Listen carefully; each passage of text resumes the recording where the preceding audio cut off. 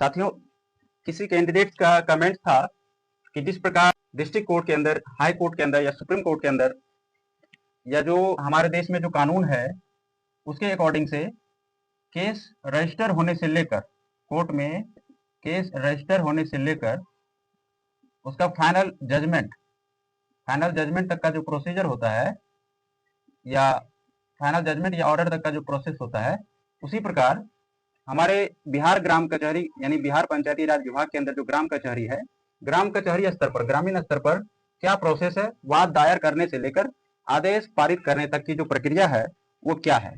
तो आज मैं आप सभी को इस वीडियो में सेम टॉपिक पर चीजें बताने वाला हूँ, क्लियर करने वाला हूँ। जैसे देखिए, कोई भी मैटर है, क्रिमिनल मैटर है, क्रिमिनल मैटर में क्या है प्रोसेस, क्रिमिनल मैटर में क्या है, पहले रिटन एप्लीकेशन जो है,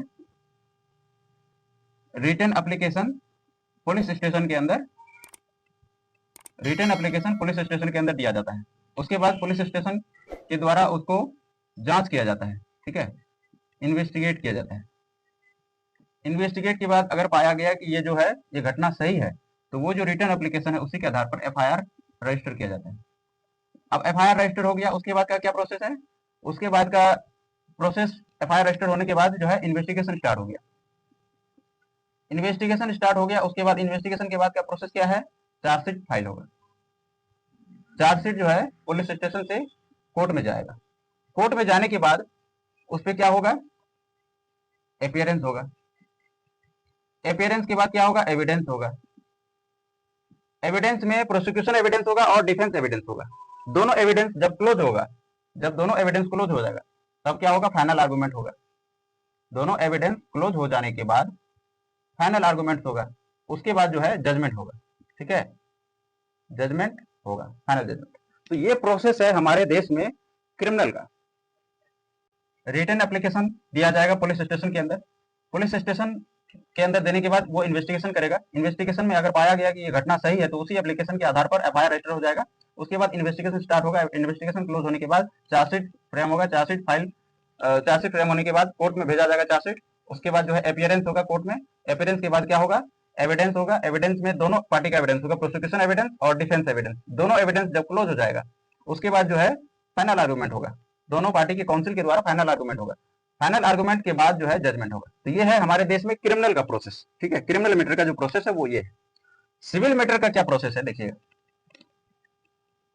सिविल मैटर का क्या प्रोसेस है। जैसे अगर कोई भी सिविल मैटर जो है, सिविल वाद कोर्ट के अंदर फाइल किया गया, ठीक है, तो सिविल वाद डिफरेंट टाइप्स के हो सकते हैं। जैसे कंज्यूमर प्रोटेक्शन एक्ट के तहत हुआ है, या मनी रिकवरी सूट फाइल हुआ है, या कोई भी सिविल सूट फाइल हुआ है अंडर सीपीसी, ठीक है, सिविल प्रोसीजर कोड 1908 के तहत कोई भी, या जितने भी सिविल लॉ है उसके अकॉर्डिंग से इसमें फाइल किया गया है। तो जितने भी लॉ है वो सीपीसी के अकॉर्डिंग, जैसे अगर कोई एनआई एक्ट का मामला है, या फिर मान लीजिए कि कोई मनी रिकवरी सूट है, या पोजेशन सूट फाइल किया गया है, पार्टीशन सूट फाइल किया गया है ना। तो जितने भी सिविल सूट फाइल किए जाते हैं तो पहले क्या होगा, पहले ड्राफ्टिंग होगा।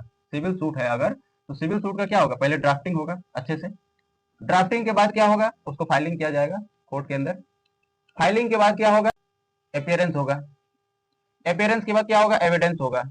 एविडेंस के बाद क्या होगा, ऑर्डर होगा, ऑर्डर या जजमेंट, ऑर्डर या जजमेंट होगा। फिर उसके बाद उस ऑर्डर या जजमेंट जो है ऑर्डर, उसको एग्जीक्यूशन में जाएगा। इस तरह से जो है under CPC civil procedure code के तहत जो है सिविल मामला ये प्रोसेस है, राइट। मैट्रिमोनियल जो प्रोसेस है वो भी सेम इसी टाइप्स का होगा। तो चाहे क्रिमिनल मैटर हो, सिविल हो या मैट्रिमोनियल हो, सभी का जो है एक स्टेज होता है कि किस तरह से केस फाइल होता है, किस तरह से ऑर्डर पास किए जाते हैं, वहां तक का जो प्रोसेस है। उसी तरह कैंडिडेट के मन में सवाल था कि ग्राम कचहरी के अंदर किस प्रकार से प्रोसेस है। तो आज मैं बताने वाला हूं आपको, जैसे बिहार ग्राम कचहरी वाद दायर करने से लेकर आदेश तक की पूरी प्रक्रिया, यानी वाद जो केस जो दायर किया जाता है, रजिस्टर किया जाता है ग्राम कचहरी के अंदर, वहां से लेकर उसका ऑर्डर पास होने तक का जो प्रोसेस है वो मैं बताने वाला हूँ। देखिए स्टेज है ये, यानी इसकी जो प्रक्रिया है। सबसे पहले क्या होगा, वादी द्वारा लिखित आवेदन दिया जाएगा। कोई भी अगर कंप्लेनेंट है, इंफॉर्मेंट है, या कोई फर्स्ट पार्टी है, एप्लीकेंट है, तो वो क्या करेगा, पहले रिटन एप्लीकेशन सबमिट करेगा ग्राम कचहरी के अंदर, ग्राम कचहरी सरपंच साहब के पास। उसके बाद ग्राम कचहरी के न्यायपीठ के द्वारा निरीक्षण, जितने भी पंच हैं या जो भी न्यायपीठ के सदस्य हैं उनके द्वारा उस जो मामला जो एप्लीकेशन आया है इसका निरीक्षण किया जाएगा, इसका जांच किया जाएगा, ठीक है। उसके बाद जांच में अगर पाया गया कि ये मैटर सही में ये घटना है, सही है, तो उसके बाद जो है प्रतिवादी तथा गवाहों को समन, यानी उसमें जो डिफेंस पार्टी होगा या जो भी अपोजिट पार्टी होगा, है ना, रिस्पोंडेंट, उसको क्या करेगा, समन भेजा जाएगा, और उसमें जो गवाह है उसको भी समन करेगा। ठीक है, समन करने के बाद एक निश्चित डेट फिक्स किया जाएगा कि इस डेट में जो है इस केस की सुनवाई होगी। उस निश्चित तिथि पर वाद की सुनवाई, एक निश्चित तिथि जो है पर वाद की सुनवाई की जाएगी। दोनों पार्टी को बुलाया जाएगा, वहां पे पंच रहेंगे, सभी न्यायपीठ के सदस्य रहेंगे, प्लस सारे साक्ष्य को वहां पे प्रस्तुत किया जाएगा। हो सकता है कि जो तिथि है, डेट है, ये डेट 1 या 2 या 3 4 डेट में जा सकता है, तो जितना जल्दी खत्म हो जाए सुनवाई उतना, उसके बाद जो है ग्राम कचहरी द्वारा आदेश पारित करना, उसके बाद ग्राम कचहरी के द्वारा आदेश पारित किया जाता है। तो ये हो गया बहुत ही शॉर्ट में प्रोसेस, आपको ग्राम कचहरी के अंदर जो केस फाइल करने से लेकर ऑर्डर पास करने तक का जो प्रोसेस है वो ये हो गया। उम्मीद करता हूं कि आपको बहुत ही शॉर्ट में सारी चीजें समझ में आ गई होगी। इसके अलावा अगर कोई सवाल आपके मन में रह जाता है तो आप कमेंट बॉक्स में अपना सवाल रख सकते हैं। वीडियो को लाइक करें, अपने दोस्तों के साथ या मित्र सचिव के साथ शेयर करें, और अगर चैनल पे पहली बार आए हैं तो प्लीज अपने चैनल को सब्सक्राइब कर लें, क्योंकि आने वाले समय में आप सभी के लिए बहुत ही यूजफुल वीडियो आने वाला है। ठीक है, खास करके AIB 20 एस्पिरेंट्स के लिए। थैंक यू सो मच, बहुत बहुत धन्यवाद।